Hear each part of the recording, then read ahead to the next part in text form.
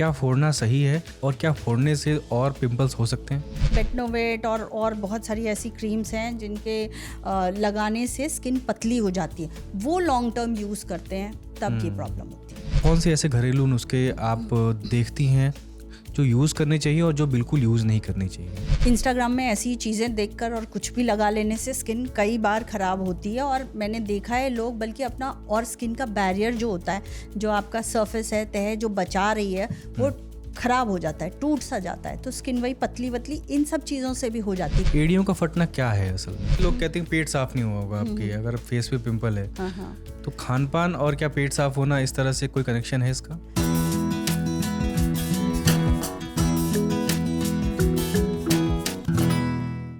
कभी सुबह उठकर आईने में एक नया मुहासा देखकर पूरा दिन खराब हो गया हो, या कभी पूरा दिन दाढ़ी खुजली करते हुए बीता हो, या इन सर्दियों में एड़ियाँ ऐसी फटी हों कि चलना तक मुश्किल हो।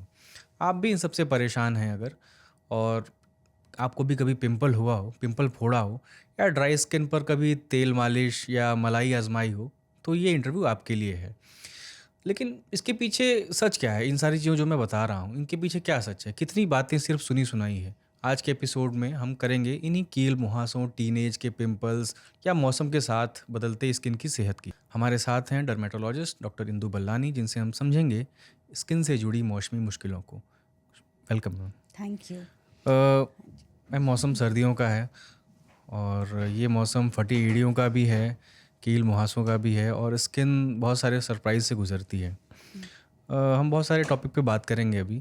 सबसे पहले ये समझाइए कि कील मुहासे असल में होते क्या हैं, पिंपल्स होते क्या हैं, चेहरे पे उगते हैं जो?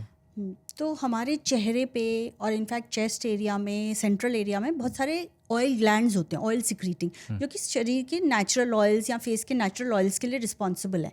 तो वो जो ऊपर सरफेस पे जब वो ऑयल थ्रो करते हैं तो डक्स से कनेक्टेड होते हैं, तो वो डक्स जब ब्लॉक हो जाते हैं तो वो ब्लॉकेजेस ऊपर सरफेस पे एक तरह से पोर्स का बंद होना, ग्लैंड सिक्रीटिंग के जो सरफेस पे आ रहे हैं उन पोर्स का बंद होना कील मुहासे का जन्म होता है basically। इसके कारण क्या क्या है? इसके कारण तो बहुत सारे हैं। फर्स्ट तो बेसिक जो पहले से और सबको लगता है कि टीनेज में मुहासे हो जाते हैं, वो थोड़ा ऑयली स्किन, जब हार्मोन चेंज होती है तो ऑयली स्किन हो जाती है, ऑयल ग्लैंड्स का सिक्रीशन बढ़ता है बेसिकली, तो उसमें से हो जाती है। तो अगर आपका हार्मोनल चेंजेस हो रहे हैं तो ये फर्स्ट कारण है, जो कि इसलिए टीनेज में होते हैं। दूसरा पोल्यूशन, स्ट्रेस, देन स्किन को प्रॉपर्ली क्लीन ना करना, ये सारे बहुत सारे रीजंस हो सकते हैं। और खान पान से जुड़े कारण भी हैं क्या? तो खान पान से जुड़े कारण डेफिनेटली हैं, इसलिए हैं क्योंकि वो हार्मोन्स को अफेक्ट करते हैं आपके। इसलिए तो पूछ रहा हूँ कि लोग कहते हैं पेट साफ नहीं हुआ होगा आपके, अगर फेस पे पिंपल है। हाँ। तो खान पान और क्या पेट साफ होना, इस तरह से कोई कनेक्शन है इसका?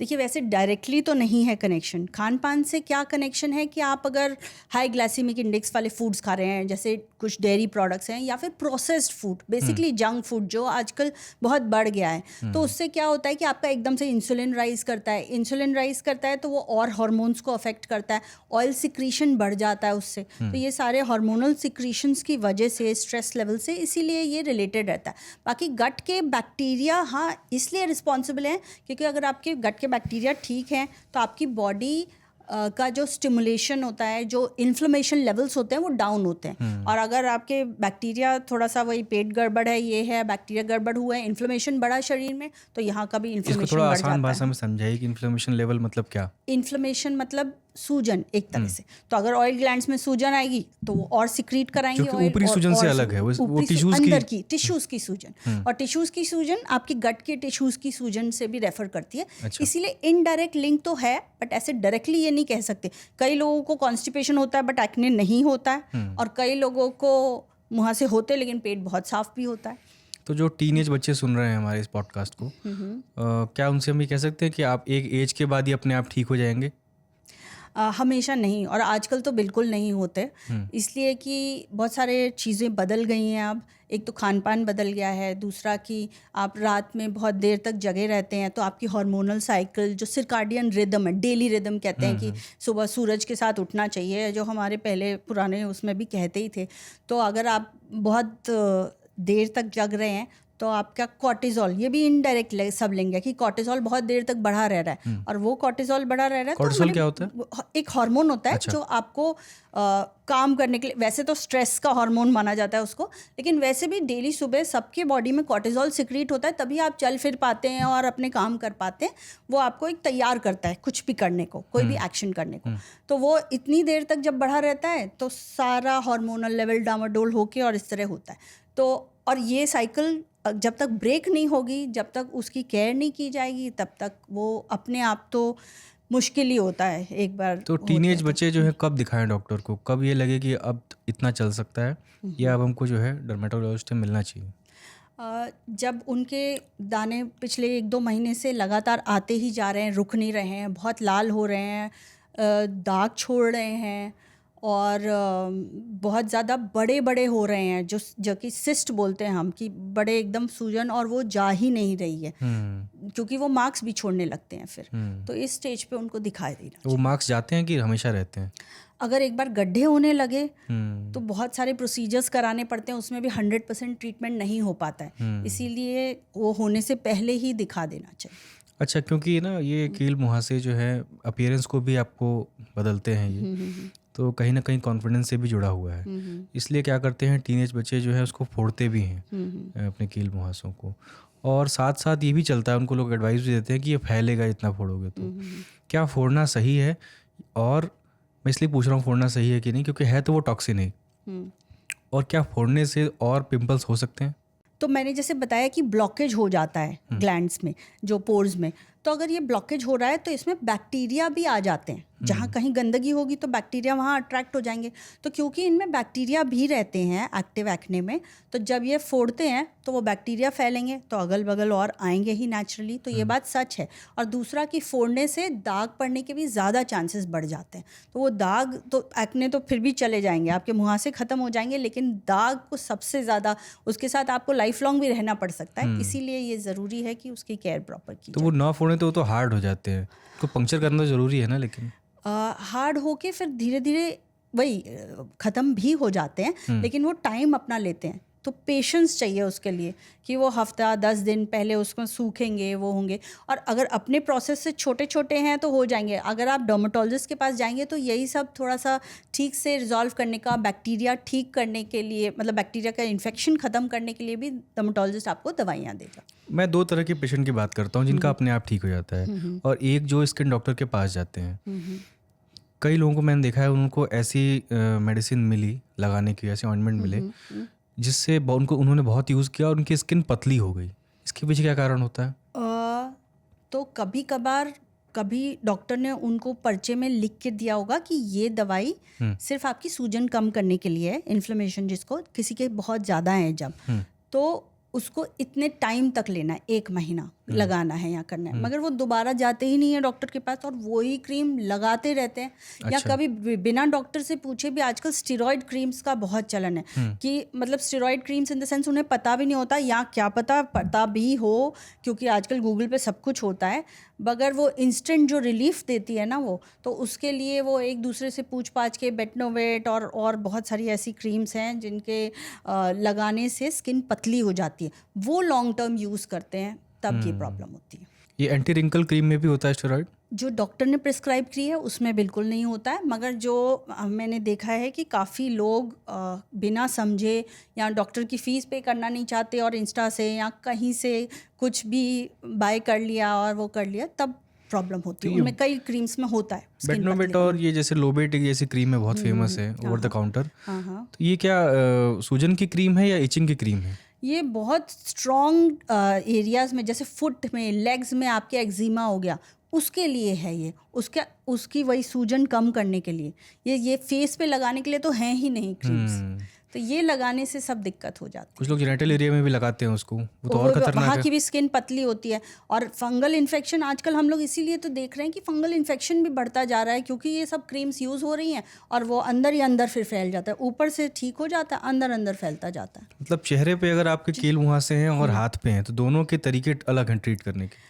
हाथ पे मैं मुहासों की बात नहीं कर रही हूँ, कभी एक्जिमा या एक्जिमा, ऐसे अच्छा। एलर्जी के पैचेस होते हैं, तो उनमें भी तो सूजन ही होती है, सूजन की वजह से स्किन जल्दी जल्दी बन रही है और वहाँ पे इस तरह का पैच बन गया है या रेडनेस है, तो उनके लिए होता है। और बाकी मुहासे तो पीठ पे होते हैं या फिर उस पे होते हैं। हाँ, पीठ के लिए थोड़ा सा और लॉन्ग टर्म और दूसरी मेडिसिन होती हैं, क्योंकि पीठ की एरिया स्किन थोड़ी सी ज़्यादा टफ होती है चेहरे से। तो अब देखिए, हर पेशेंट जो है, जिसको पेशेंट खैर कहना ठीक नहीं होगा, जिसको कील मुहासे से कभी कभार जो परेशान है, इसके ठीक हो जाते हैं, साथ साथ बहुत देसी घरेलू नुस्खे भी चलते हैं।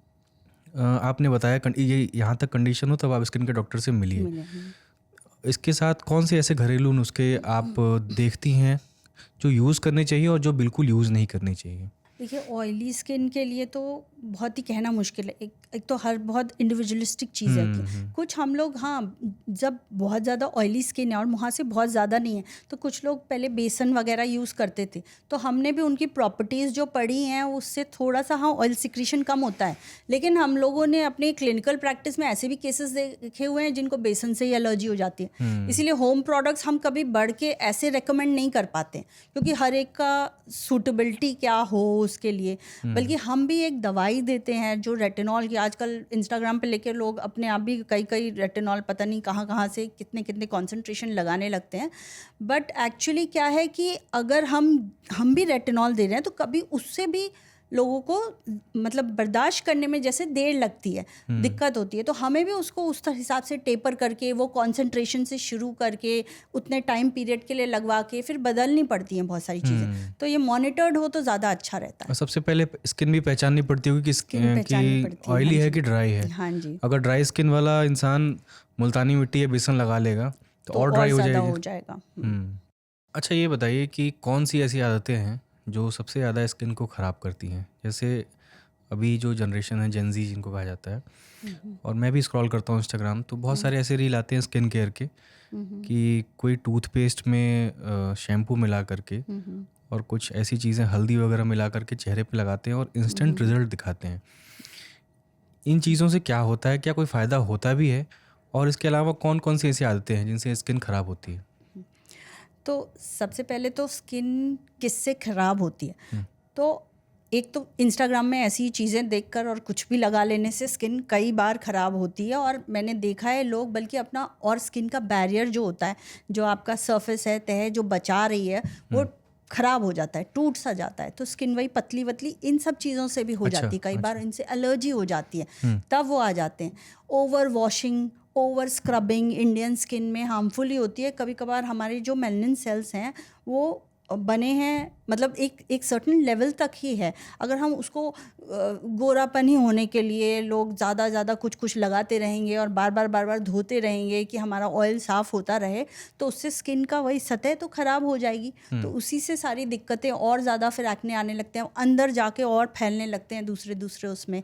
इस तरह से मुहासे फैलते भी हैं। और जो आपने बात की कि इंस्टा पे ये देखा कि इससे एकदम ठीक हो गया, वो सिर्फ रील तक ही सीमित होता है। हम लोग बैठ के क्लिनिक्स में इन सब के कॉम्प्लिकेशंस देखते हैं, जो बोलते हैं कि हमने टूथपेस्ट लगा ली थी, उससे ये जल गया, और वो जले हुए हमारे पास आते हैं। तो वही, जैसे मैंने पहले भी कहा कि हर चीज़ हर एक के लिए नहीं है। कुछ चीज़ें हो सकता है उसमें कुछ तत्व भी हो, जैसे हल्दी एंटीसेप्टिक मानी जाती है और पहले तो यही यूज़ होती थी। बट हल्दी कितनी प्योर है, किस ढंग से लगाई जा रही है, ड्राई स्किन में लगाई जा रही है कि मॉइस्चराइज स्किन में लगाई जा रही है, उस सब से भी बहुत फ़र्क पड़ता है। तो लगे हाथ फिर 4-5 मुझे स्किन केयर टिप्स बता ही दिए, जैसे कि हाइड्रेशन है, क्योंकि वैसे तो मार्केट में बहुत सारे फेस वॉश और बहुत सारे मार्केटिंग गिमिक है कि ये यूज़ करें वो यूज़ करें। सिंपल जो हर इंसान कर सकता है ऐसा। तो सिंपल, एक आपका मॉर्निंग केयर रूटीन होना चाहिए और एक नाइट केयर। मॉर्निंग केयर में आपका फेस वॉश आपकी स्किन के हिसाब से, जो आपको चाहे, आपने अपने आप भी अगर ट्राई किया ऑयली स्किन या ड्राई स्किन के हिसाब से आप वो लेकर क्लीन करना चाहिए। और उसके बाद मॉइस्चराइज़र ऑयली स्किन वालों के लिए भी ज़रूरी है, ताकि स्किन का बैरियर बना ले। स्पेशली अभी वक्त बदल गया है, जैसे पहले तो गांव वगैरह में या फिर सिटीज़ में भी उतने पोल्यूशन लेवल्स नहीं थे, तो हमारी स्किन को उतना ज़्यादा प्रोटेक्शन की ज़रूरत नहीं थी, तो लोग नहीं भी कुछ लगाते थे। खुद भी तो मॉइस्चराइजर बनाती है बॉडी, वही, इसीलिए लोग नहीं भी कुछ लगाते थे तो खुद भी मॉइस्चराइज़र इनफ रहता था। और हम लोग खुद बहुत बचपन में केयर नहीं करते थे, वो तो डर्मेटोलॉजिस्ट बनने के बाद सारी केयर सीखी है, लेकिन वो टाइम अलग था। आजकल स्पेशली बड़ी सिटीज़ में, और स्पेशली क्योंकि जो हमारा बाहर का जो डैमेजिंग कॉन्स्टिट्यूएंट्स हैं, जो स्किन को डैमेज कर रहे हैं, वो बढ़ गया है, इसीलिए थोड़ी सी एक्स्ट्रा केयर की तो ज़रूरत है ही है। तो एक मॉइस्चराइज़र और एक सन प्रोटेक्शन, कई लोग बोलते हैं विटामिन डी बनना बंद हो जाएगा, तो आप किसी को भी देख लीजिए जो सन प्रोटेक्शन ना करता हो, उनका भी विटामिन डी आजकल लो रहता है। क्यों? क्योंकि सुबह के समय जब 7 से 8 बजे आपको सन में जाना चाहिए, तो आपका उस टाइम जाते ही नहीं है लोग। दूसरा कि उसमें फुल बॉडी एक्सपोजर का होता है, या एटलीस्ट आपका आर्म्स लेग्स सब एक्सपोज हो, तो सिर्फ फेस से तो नहीं होता है। तो फेस का डैमेज प्रिवेंट करने के लिए, क्योंकि वहाँ की स्किन सबसे सॉफ्ट होती है और सबसे मतलब मैटर भी करती है, तो वहाँ के प्रोटेक्शन के लिए एक सनस्क्रीन तो लगाना ही चाहिए मॉर्निंग में। वैसे तो जिनको प्रॉब्लम है उनको हम 2 बार बोलते हैं, नहीं तो आपका मॉइस्चराइज़र, सनस्क्रीन, क्लेंजिंग। तो और शाम को भी जब आप इतने पोल्यूशन, इतना बाहर से अगर होके घर शाम को जा रहे हो, तो एक बार अच्छे से उसको क्लीन करना, और एक मॉइस्चराइज़र मिनिमम कोई भी। हाँ, मतलब वो आप नेचुरल मॉइस्चराइज़र भी शाम को यूज़ कर सकते हो। अगर आपकी बहुत ड्राई स्किन है, आपको कोकोनट ऑयल सूट करता है, तो आप लगा सकते हो। किसी को कोकोनट ऑयल से भी दाने आ सकते हैं, तो वो आप अपना देख सकते हो, बट वो एक रिपेयर का काम करता है कि डेली में आपकी राइट में स्किन रिपेयर हो रही है, और सुबह फिर आप फिर वो एक्सपोजर के लिए तैयार हो। मतलब बालों पे नहीं, स्किन पे लगा सकते हैं ऑयल? बालों में भी अगर आपको ऑयल लगाना है, तो ऑयल मॉइस्चराइज करता है, बालों को सॉफ्ट बनाता है, उसका टेक्सचर अच्छा करता है, ग्रोथ नहीं बढ़ाता है। अगर किसी को डैंड्रफ है, तो डैंड्रफ में बोला जाता है कि ऑयल मत लगाओ क्योंकि आपका नेचुरल ऑयल है, लेकिन आपका नेचुरल ऑयल ज़्यादा सिक्रीशन तो है, बट वो ना ब्लॉक होके वहाँ पे एक तरह की एलर्जी क्रिएट कर रहा है। तो आप अगर सर धोने के 15 मिनट पहले थोड़ा सा नारियल तेल, जो कि एंटी इन्फ्लेमेटरी प्रॉपर्टीज़ होती हैं, वहाँ पे रब कर दोगे और 15 मिनट में ही धो दोगे उसको। बहुत देर छोड़ोगे नहीं, क्योंकि बहुत देर छोड़ दिया तो फिर अगर गंदगी उस पर चिपक जाती है और नुकसान ही करती है। तो आपने उसके बाद उसको शैम्पू कर लिया, तो ये भी आपके स्कैल्प के लिए अच्छा ही है। तो थोड़ा तेल, एंड वही टाइमिंग इज़ इम्पॉर्टेंट। और ये मौसम के हिसाब से थोड़ा सा 19-20 करते रहे इसको, क्योंकि हाँ, मौसम के हिसाब से डिफ़र तो करता ही है। अच्छा, अब एक और मौसमी समस्या पे आते हैं, वो है एड़ियों का फटना। पहले तो आम घरों में हमेशा ये होता था कि सबकी एड़ी फटी और लोग छुट्टियों में ब्लेड लेकर के उसको काटते भी थे, जो डेड स्किन होती है। एड़ियों का फटना क्या है असल में? एड़ियों का फटना थोड़ा सा तो ड्राई स्किन है, बट वो एक वेट आपका पूरा टाइम उस पर रहता है, और कभी कभार वही हार्मोनल रीजंस, किसी को हाइपोथायराइड है, किसी को डायबिटीज़ है, या फिर कुछ फंगल इन्फेक्शन हो सकता है, वो भी एक रीज़न रहता है। हालांकि वो नॉर्मल वाली नहीं होती। डायबिटीज़ का तो मैंने सुना है। हाँ जी। कैसे लिंक है ये एड़ियों के फटने से? डायबिटीज़, थायराइड में एक्स्ट्रा ड्राई स्किन हो जाती है। अच्छा। तो वो प्रेशर डाल के वहाँ की स्किन को एक तरह से ब्रेक कर देती है। कभी कभी सोरियासिस, इन्फेक्शन, ये सब चीज़ें भी फटी एड़ियों का कारण होते हैं। उसमें तो डीप क्रैक्स हो जाते हैं, तो वो भी एक पहचानना ज़रूरी है कि ये सिर्फ नॉर्मल सर्दी की वजह से है, या फिर कोई आपको प्रॉब्लम है उसमें जिसका ट्रीटमेंट कराना ज़रूरी है। क्या ऐसे पेशेंट भी आते हैं एड़ियों से इतनी फट गई एड़ियाँ, खून आने लगा हो वहाँ से? हाँ, डायबिटिक्स में स्पेशली, और उनको ना थोड़ा सा सेंसेशंस का भी कभी कभी प्रॉब्लम होता है, उनके लिए फुट केयर बहुत ज़रूरी होता है। और अगर डीप क्रैक्स हो गए, कभी उन्हें पता नहीं चला, प्रेशर पड़ता जा रहा है उस पर, और मॉइस्चराइज प्रॉपर उतना नहीं कर पा रहे हैं, वो जितना चाहिए उसको एक्स्ट्रा मॉइस्चराइजेशन, तो उससे खून भी आने लगता है। तो जो आप कह रहे हैं ब्लेड में, अगर किसी को डायबिटीज़ है और उसने ऐसे ब्लेड यूज़ कर दिया, तो इन्फेक्शन का चांस भी बढ़ जाता है, क्योंकि डायबिटिक्स में तो आप जानते हैं कितनी जल्दी इन्फेक्शन हो जाता है। क्यों सेंसेशन क्यों कम रहती है? क्योंकि नर्व डैमेज होते हैं डायबिटीज़ से? हाँ, थोड़ा सा नर्व्स पे अफेक्ट होता है, कभी विटामिन B12 डेफिशिएंसीज भी ज़्यादा हो जाती है। तो ये पूरा अंदर बॉडी का सिस्टम है जो एक तरह से हिल गया, तो बहुत सारी चीज़ें लिंक्ड हैं आपस में। या ऐसा भी है कि जो लोग ज़्यादा जूते पहनते हैं, ज़्यादा जूते मोजे पहनते हैं, उनको उनकी फटेड़ियाँ कम होती हैं, बजाय उसके जो घरेलू महिलाएं हैं जो चप्पल पहनकर काम करती हैं घर में? हाँ, देखिए, एक तो आप चप्पल पहन के या फिर नंगे पाँव भी अगर आप चल रहे हैं, तो प्रेशर आपका सोल पे ज़्यादा पड़ रहा है। तो अगर आपका वेट भी ज़्यादा है और वैसे ही एरिया ड्राई है, आप केयर नहीं कर रहे हो उसमें, रोज़ कुछ मॉइस्चराइजेशन नहीं कर रहे हो, तो एकदम पेरिफेरल एरिया है आपके बॉडी का, जो कि सबसे पहले डैमेज होने का चांसेस है। मतलब ये भी, हाँ, ये आपने बहुत नई बात बताई कि पैर का जो हमारे वो है साइज़ है, वो अगर गुड नहीं है तो भी सारा प्रेशर एड़ी पे आ रहा है। अगर हाँ फ्लैट जी, फुट है या आपके आर्क ठीक नहीं बन रही है तब भी एड़ी तब पे भी है। एड़ी पे ड्राई प्रेशर स्किन भी हो सकती है, हाँ, कोई डिजीज़ भी हो सकती है। कोई डिजीज़ भी हो सकती तो इसका ट्रीटमेंट कोई एक नहीं है, मतलब पहले इसको डायग्नोज करेंगे कि रीज़न क्या है। हाँ जी, हाँ जी। अगर आपका नॉर्मल सर्दियों की वजह से है तो आप अगर सुबह शाम भी अच्छे से मॉइस्चराइज़ करेंगे, इनफैक्ट रात को उसको अच्छे से थिक मॉइस्चराइज़र लगा के कॉटन सॉक्स पहन के भी सो जाएंगे तो वो अच्छे से अच्छा, ये काम करता है कॉटन सॉक्स पहनना क्रीम लगा करके? हाँ, क्रीम एक तो सही होनी चाहिए पैर के हिसाब से, जो कि वहाँ पे हीलिंग करा सके, पेनिट्रेट, क्योंकि एड़ी की स्किन मोटी होती है तो फेस की क्रीम और एड़ी की क्रीम में भी फ़र्क होता है। तो वैसी क्रीम होनी चाहिए जो अंदर पेनिट्रेट करके उसको मॉइस्चराइज कर सके, उसके बैरियर को रिपेयर कर सके। और दूसरा कि कॉटन सॉक्स होने चाहिए अगेन, कि अगर सॉक्स भी वैसे दूसरा किसी सिंथेटिक मटेरियल के होंगे तो वो भी एलर्जिक टेंडेंसी होती है उनमें। कुल मिला के बातचीत करके यही समझ में आ रहा है कि स्किन जो है मॉइस्ट होनी चाहिए हाँ जी। ज़्यादा से ज़्यादा। अभी ठंडियां हैं, बहुत से लोग ब्लोअर के आगे हाथ पैर रखे रहते हैं और फिर कुछ महीनों बाद पपड़ी निकलने लगती है। वो लोग क्या करेंगे ठंडियों में? अगर आप ब्लोअर और हीटर का इस्तेमाल कर रहे हैं उसको, उसकी केयर क्या आप कैसे करें? ब्लोअर हीटर से आपके शरीर की नमी वो ज़्यादा खींच लेता है तो इस वजह से और स्किन में डैमेज होने का चांस रहता है और इस वजह से और ड्राइनेस बढ़ जाती है। तो इसीलिए सर्दियों में एक तो मॉइस्चराइजेशन आप एक्स्ट्रा टाइम भी कर सकते हो, एक बार जैसे मैंने कहा सुबह और शाम आपको करनी चाहिए, वो फेस स्किन की बात थी, लेकिन फुल बॉडी भी आपको सर्दियों में एक तो जो आप बॉडी वॉश या सोप यूज़ कर रहे हो वो भी ऐसा होना चाहिए जो बहुत आपके ऑयल्स ना निकाले, बहुत ज़्यादा फ्रेगरेंस वाला, या बहुत ज़्यादा जैसे हम गर्मियों में जो फ्रेश फील कराते हैं हमें सोप्स यूज़ करते हैं तो वो भी बदल लेनी चाहिए, कुछ मॉइस्चराइजिंग सोप्स यूज़ करने चाहिए। और नहाने के तुरंत बाद जब आपकी थोड़ी नमी होती है तो आपको अच्छे से फुल बॉडी कोई एक ब्लैंड मॉइस्चराइज़र लगा लेना चाहिए, भले वो लोशन हो या आप ऑयल प्रेफर करते हैं कोकोनट ऑयल वगैरह तो वो भी लगा सकते हैं। तो वो फुल बॉडी की केयर होनी चाहिए, इंक्लूडिंग आपके हाथ और पैर, सब जगह अच्छे से मॉइस्चराइज कर लेना चाहिए। एक सवाल छूट गया मैम, पहले ही पूछना था मुझे कि कील मुहासों पे बात की हमने, मसे पर बात नहीं की। जो मसा होता है काला, वो दरअसल क्या होता है? स्किन, आपने पिंपल्स तो बताया कि वो ऑयल के ग्लैंड्स हैं और इस एज में और ये रीज़न है। मसा क्या होता है? तो मसा तो स्किन का एक उभरा हुआ पार्ट है, समझिए वहाँ पे स्किन अलग से ज़्यादा बन गई है, या जो नॉर्मल मस्से होते हैं वो तो आपके आप हिंदी में नीवस मतलब लहसन टाइप के समझिए हो गए, जो हेरिडिटरी भी होते हैं, बाय बर्थ होते जो हैं, बाय बर्थ होते हैं, या फिर आप एट अ सर्टन एज भी आते हैं तो लेकिन आपके जेनेटिक्स में है एक तरह से उतना आना।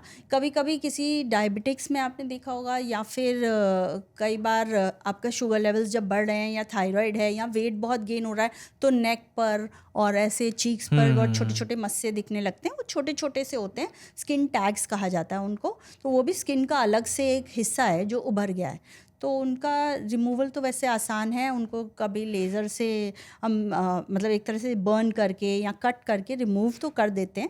लेकिन अगर इस तरह की टेंडेंसी है कि नए मस्से आपको जेनेटिकली आने हैं तो वो और आ सकते हैं। और टैग्स में भी अगर आपका जिस रीज़न से आ रहे हैं वो नहीं बेटर हुआ है, जैसे अगर आपके वेट की वजह से आ रहे हैं या फिर आपका शुगर लेवल्स की वजह से आ रहे हैं, तो वो भी बाद में आ सकते हैं नए। एक होते हैं वो छोटे वाले मसे, तो वो तो इजीली रिमूव हो जाते हैं, इजीली रिमूव हो जाते हैं। एक होते हैं काले और बड़े वाले, उनको क्या मसा ही बोलते हैं, कुछ और कहते हैं? हाँ, वो भी मस्सा ही होते हैं, मगर वही स्किन जैसे मैंने बताया दो कैटेगरीज है। एक मोल होता है जो कि कंजेनाइटल या फिर जेनेटिक ही किसी भी एज में आ सकता है, जिनको हम तिल कहते हैं, है ना, बड़े वाले तिल। तो और बड़े साइज का तिल है, बड़े साइज का तिल है, समझे। हाँ, वो छोटे वाले तो रेड वाले तो नाई भी जो है धागे से उसको निकाल देते हैं गाँव में। हाँ, उसमें भी कई बार हमारे पास इन्फेक्शन होके आ जाते हैं। वो बड़े वाले में तो बहुत ब्लड लॉस होता है अगर उसको छुओ तो। हाँ। अच्छा, देसी ट्रीटमेंट इसमें भी है, मसे के ट्रीटमेंट में भी लोग चूना लगाते हैं उसको जलाने के लिए, और कई मैंने दोस्तों को देखा है इनके गड्ढा हो गया है जहाँ पर वो चूना लगाया, लेकिन वो मसा तो चला जाता है। ये कितना आप कॉमन देखते हैं इसको? देखिए, हर चीज़ का, हर ट्रीटमेंट का, आप एक दवाई भी खाएंगे तो उसका एक डोज होता है कि हम आपको कैलपॉल दे रहे हैं 650 मिलीग्राम, तभी आपका बुखार जाएगा। अगर मैं आपको 1000 मिलीग्राम की खिला दूंगी, आपका बुखार तो जाएगा लेकिन आपको बहुत ज़्यादा पसीना या कुछ और ही लगने लगेगा, कोई रिएक्शन भी हो सकता है। तो वैसे ही चूना हो सकता है, उसमें जो केमिकल है वो जलाएगा उसको, मगर उसकी कंसंट्रेशन भी तो पता होनी चाहिए, वो कितनी डेप्थ तक जा रहा है वो भी तो पता होनी चाहिए, और इस पर्टिकुलर मस्से में हमें कितना अमाउंट लगाना है वो भी तो पता होना चाहिए। तो वही गलतियां हो रही हैं जिससे ये सब खराब हो रहा है। तो स्किन, बाल और ये मसे, कील मुहासे, इसके लिए डॉक्टर के पास लोग जाना जो है ज़्यादा प्रेफर नहीं करते हैं, खुद आसपास से पूछताछ करके। और आप कुछ अगर जोड़ना चाहें इसके अलावा? हाँ, मैं यही जोड़ना चाहती हूँ कि आप डॉक्टर के पास एक बार तो विज़िट करिए। अगर आपको कोई प्रॉब्लम है, आप उनसे लंबी टाइम की दवाई मांग सकते हैं कि हमें 2 महीने 3 महीने हम नहीं आ पाएंगे, आप हमें 3 महीने की दे दो।